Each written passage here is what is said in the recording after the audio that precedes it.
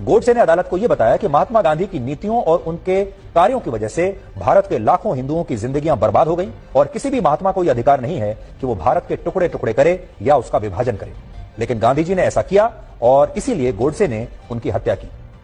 अपने बयान के दूसरे भाग में गोडसे ने कहा कि अगर देश के प्रति समर्पण रखना कोई पाप है तो मैं मानता हूं कि मैंने ये पाप किया है और मुझे पूरा विश्वास है कि इंसानों की इस अदालत के बाद भी एक और अदालत है जहां मेरे इस काम को गलत नहीं समझा जाएगा, क्योंकि मैंने ये काम मानवता की रक्षा के लिए किया है। यानी गोडसे को कोई पछतावा नहीं था कि उन्होंने कोई गलत काम किया है, वो अपने इस काम को सही मानता था।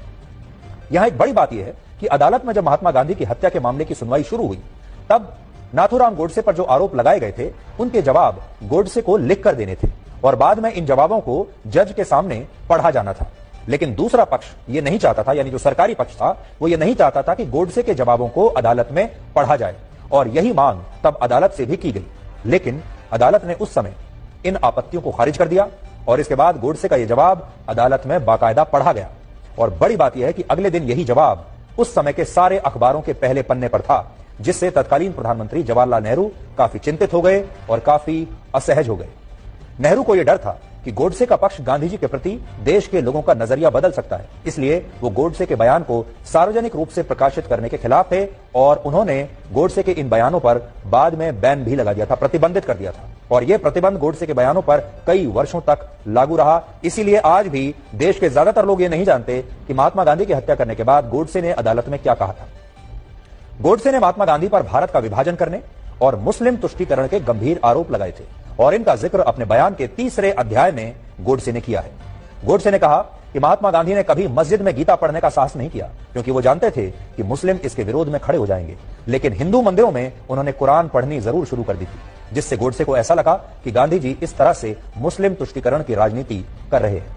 हालांकि यहां एक तथ्य यह भी है कि महात्मा गांधी अपने जीवन काल में सिर्फ एक बार ही मंदिर गए थे। यह भी आप जान लीजिए, महात्मा गांधी अपने जीवन काल में एक बार मंदिर गए थे बस। और गोडसे का यह भी कहना था कि महात्मा गांधी हिंदू मुस्लिम एकता की बात करते थे, लेकिन उन्होंने हमेशा अंग्रेजों की बांटो और राज करो की नीति को ही आगे बढ़ाया और भारत को बांट दिया और उन्होंने भारत का विभाजन करने में ब्रिटिश सरकार की मदद की।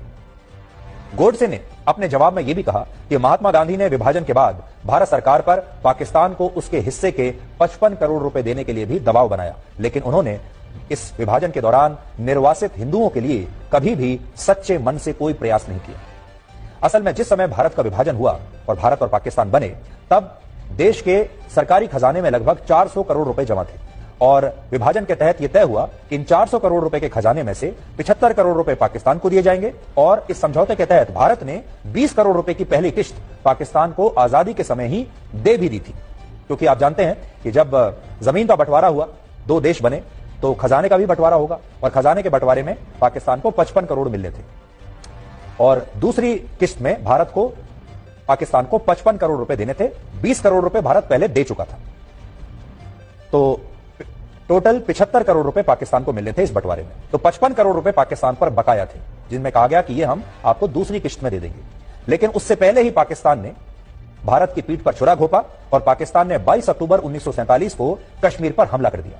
और इसके बाद सरदार पटेल ने कहा कि अब जब पाकिस्तान ऐसा कर रहा है, जब तक पाकिस्तान कश्मीर की जिद नहीं छोड़ता, तब तक हम उसे ये 55 करोड़ रुपए नहीं देंगे।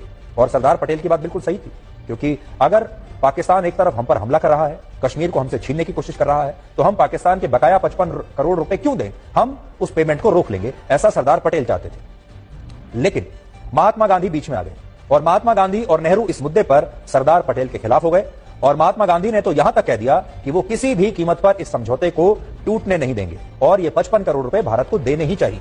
ये बात उनकी हत्या से सिर्फ 18 दिन पहले की है, यानी 12 जनवरी की। और उस समय महात्मा गांधी दिल्ली में हिंदू मुस्लिम एकता के लिए आमरण अनशन भी कर रहे थे। तो सोचिए, जब इतने दंगे हो रहे हैं, हिंदुओं पर अत्याचार हो रहे हैं, मुसलमान भी मर रहे थे, ऐसे में वो अनशन कर रहे थे हिंदू मुस्लिम एकता के लिए। लेकिन माहौल बिल्कुल बदला हुआ था और भारत के जो हिंदू थे वो उनसे बहुत नाराज थे। ऐसा माना जाता है कि इस अनशन के जरिए गांधी जी ने पाकिस्तान को 55 करोड़ रुपए देने के लिए सरकार पर बहुत दबाव बनाया और बाद में नेहरू और पटेल को महात्मा गांधी की यह बात माननी पड़ी और इससे गोडसे और उसके जैसे जो दूसरे हिंदू राष्ट्र के समर्थक लोग थे वो बहुत नाराज हो गए।